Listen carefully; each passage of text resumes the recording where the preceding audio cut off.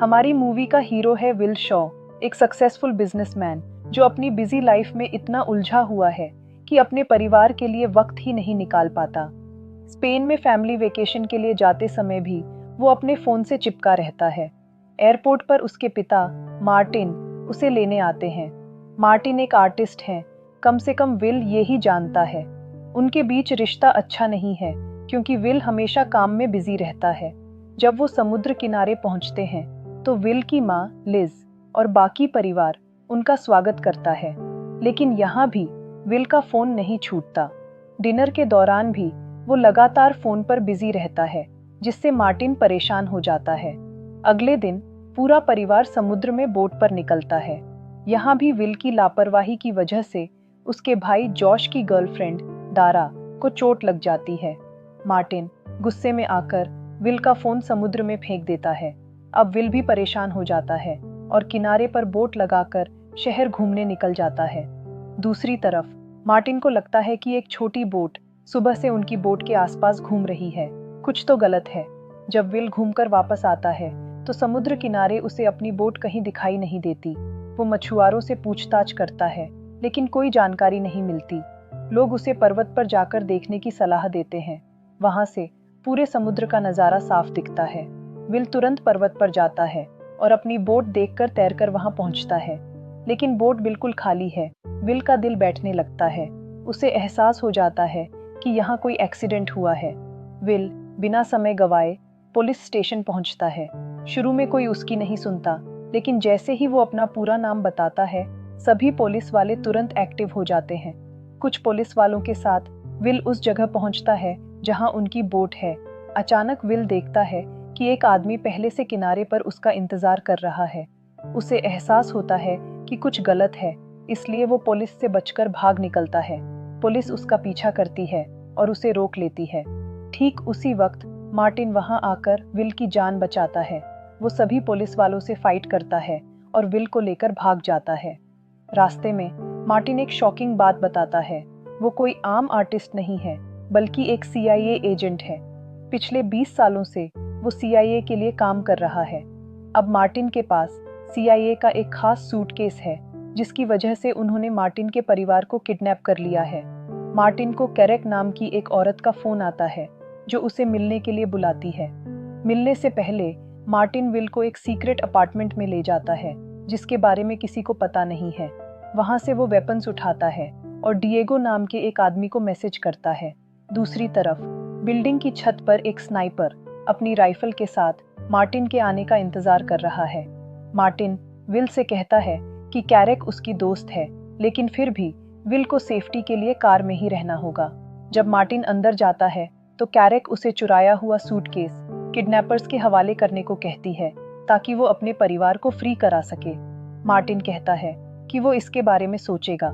जब Martin car की तरफ लौट रहा होता है तो अचानक स्नाइपर उस पर गोली चला देता है। विल ये सब अपनी आंखों से देखता है और शॉक हो जाता है। वो तुरंत अपने पिता को उठाता है, लेकिन उस पर भी गोलियां चलने लगती हैं। विल मार्टिन का फोन और वेपन निकालकर छुप जाता है। तभी फोन की घंटी बजती है और विल फोन उठाता है। किडनैपर्स उसके पिता को टॉम नाम से बुला रहे हैं। अब उनके पास सोचने का समय नहीं है, क्योंकि पुलिस चारों तरफ से गोलियां बरसा रही है। इसी गोलीबारी में स्नाइपर एक पुलिस वाले की हत्या भी कर देता है और पुलिस वालों को लगता है कि ये विल का काम है।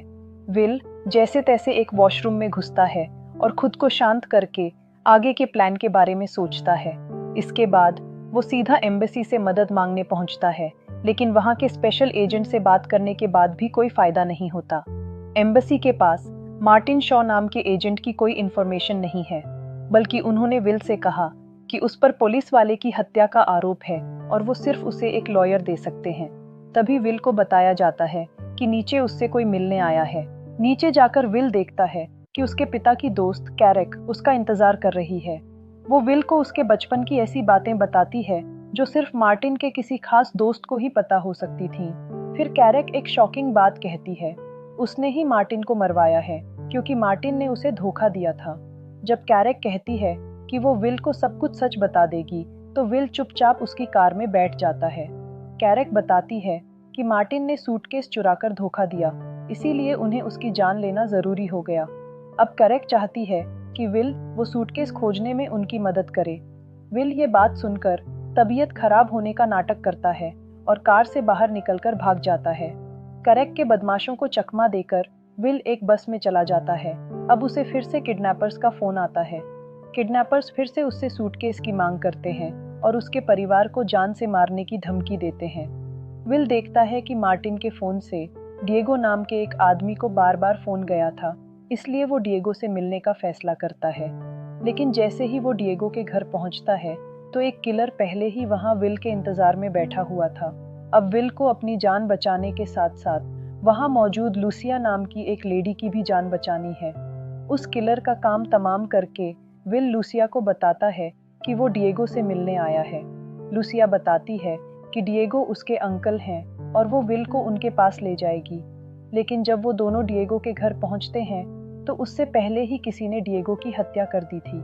तभी उन्हें किचन से किसी की आवाज सुनाई देती है। विल चुपके से किचन तक पहुंचता है। ये आवाजें कैरेक और उसके साथी की थी। विल को देखकर कैरेक कहती है कि उन्हें डिएगो से एक खास जानकारी चाहिए थी, लेकिन डिएगो ने जानकारी देने से इनकार कर दिया, इसीलिए उन्हें उसे मजबूरन मारना जरूरी हो गया। ये सुनकर लूसिया उन पर अटैक कर देती है और विल तुरंत लूसिया को लेकर छत की तरफ भागता है। यहाँ से वे तारों के जरिए नीचे आ गिरते हैं और फिर लूसिया विल को एक स्कूटर पर बिठाकर भाग निकलती है। कैरेक अब भी विल को मारना चाहती है क्योंकि वो मार्टिन की मौत का इकलौता चश्मदीद गवाह है। कुछ देर बाद विल की तबीयत खराब होती है तो लूसिया देखती है कि उसे गोली लगी है, इसीलिए वो तुरंत उसे अपनी एक सहेली के यहाँ ले जाती है। जल्द ही विल बेहोश हो जाता है और लूसिया अपनी सहेली के साथ उसका इलाज करती है। बाद में जब विल को होश आता है तो लूसिया उससे पूछती है कि आखिर ये सब चल क्या रहा है। फिर जब वो विल के पिता की फोटो देखती है तो कहती है कि वो टॉम को जानती है। वो पूछने लगती है कि तुम उसे मार्टिन नाम से क्यों बुला रहे हो। विल को लगता है कि लूसिया मार्टिन की गर्लफ्रेंड रही होगी, लेकिन फिर लूसिया एक और शॉकिंग बात बताती है। टॉम का उसकी माँ के साथ अफेयर था और असल में वो टॉम की ही बेटी है। ये सुनकर विल हैरान रह जाता है। विल अपने परिवार की जान बचाने के लिए लूसिया को भी साथ चलने को कहता है, लेकिन ये मिशन बेहद खतरनाक है, इसलिए लूसिया साथ चलने से इनकार कर देती है। लेकिन वो विल को एक पता बताती है जहां वो अपना मिशन पूरा करने के बाद उससे मिल सकता है। इसके बाद विल सीधा किडनैपर के बताए पते पर पहुंच जाता है। वहां विल को एक गाइड मिलता है जो उसे अपने साथ लेकर चलने लगता है। फिर कार में बैठते ही कुछ लोग विल के ऊपर अटैक करके उसे बेहोश करके बांध देते हैं। बाद में जब विल को होश आता है तो वो एक कमरे में है जहां उसका पूरा परिवार कैद है। किडनैपर उसे बताता है कि मार्टिन के पास एक सूटकेस था जो सीआईए को चाहिए था, लेकिन फिर मार्टिन को लगा कि सीआईए के अंदर कुछ ऐसे विश्वासघाती लोग हैं जो इस सूटकेस का गलत इस्तेमाल करके पूरी दुनिया में तबाही मचा सकते हैं। इसलिए उसने ये सूटकेस अपने पास रखा, लेकिन अब उसकी भी हत्या हो गई और फाइनली ये सूटकेस कैरेक के कब्जे में है। किडनैपर कहता है कि वो विल के परिवार को तभी रिहा करेगा जब विल उसे वो सूटकेस लाकर दे। इसके बाद बदमाश विल को रोड पर फेंक देते हैं और विल उसी क्लब में जाता है जहां लूसिया उससे मिलने वाली थी। वहां उसने कैरेक को खोजने के लिए लूसिया से मदद मांगी और लूसिया अपने साथियों को बुला लेती है। विल एक क्लेवर प्लान बनाता है। वो अपने क्रेडिट कार्ड का इस्तेमाल करेगा और जल्द ही इसकी भनक कैरेक को लग जाएगी। फिर वो खुद ही उसका पीछा करते हुए आएगी और तब विल कैरेक से सूटकेस छीन लेगा। प्लान के मुताबिक विल क्लब में क्रेडिट कार्ड का इस्तेमाल करता है और कुछ ही देर में कैरेक के बदमाश वहां पहुंच जाते हैं। उन्होंने विल और उसके साथियों पर अटैक कर दिया, लेकिन विल की टीम भी कोई कम नहीं थी। जल्द ही उन्होंने कैरेक के खास बदमाशों को काबू कर लिया। बाद में उन्होंने एक बदमाश को खूब पीटकर कैरेक की जानकारी निकलवाने की कोशिश की, लेकिन उसने अपना मुंह नहीं खोला।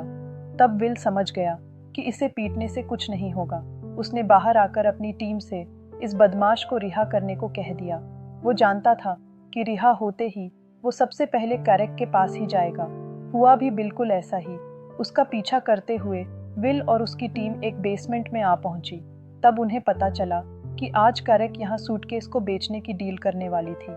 विल धीरे से कैरेक की तरफ आगे जा रहा था और लूसिया एक कार में बैठी थी।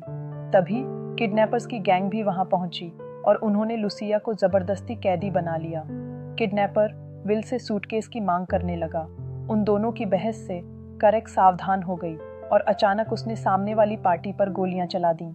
अब वो खुद सूटकेस के साथ भागना चाहती थी, लेकिन यहाँ चारों तरफ से धुआंधार गोलीबारी शुरू हो गई। विल ने बदमाशों का सामना करके लुसिया की जान बचाई, लेकिन फिर इसी मौके का फायदा उठाकर करेक सूटकेस के साथ भाग निकली। लेकिन विल भी तेजी से करेक का पीछा करने लगा और रास्ते में उसने कई कार्स का नुकसान कर दिया। एक चौराहे पर वो करेक की कार को टक्कर मारने ही वाला था कि अचानक करेक ने कार घुमा दी और विल की कार सीधा शीशे से जा टकराई। तभी करेक ने अफरा तफरी मचाने के लिए आम लोगों पर गोलियां चलानी शुरू कर दी। जैसे ही विल वहां से भागा तो करेक भी उसका पीछा करने लगी। जल्द ही उनके बीच जबरदस्त टक्कर हो गई और विल की कार रोड पर पलट गई। विल को जख्मी हालत में देखकर करेक जोर जोर से हंसने लगी। उसने कहा कि अब वो सूटकेस छीनकर अपने परिवार की जान कभी नहीं बचा पाएगा। लेकिन अचानक पीछे से करेक को किसी ने गोली मार दी। विल ने देखा कि किडनैपर के बदमाश यहाँ आ पहुंचे थे। उन्होंने करेक को जान से मारकर सूटकेस चुरा लिया और फिर किडनैपर खुद विल को उसके परिवार के पास ले गया। रास्ते में किडनैपर ने कहा कि टॉम एक बहुत ही बहादुर और शातिर एजेंट था और आज उसे विल पर भी नाज होगा। आखिरकार विल ने अपने परिवार को आज़ाद करवा लिया था।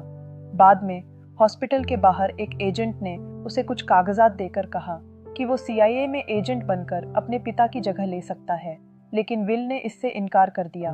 फिर विल ने पूछा कि आखिर उस सूटकेस में ऐसा क्या था, लेकिन किसी ने भी उसे सच नहीं बताया। बाद में विल ने अपने भाई और माँ को लुसिया से मिलवाया।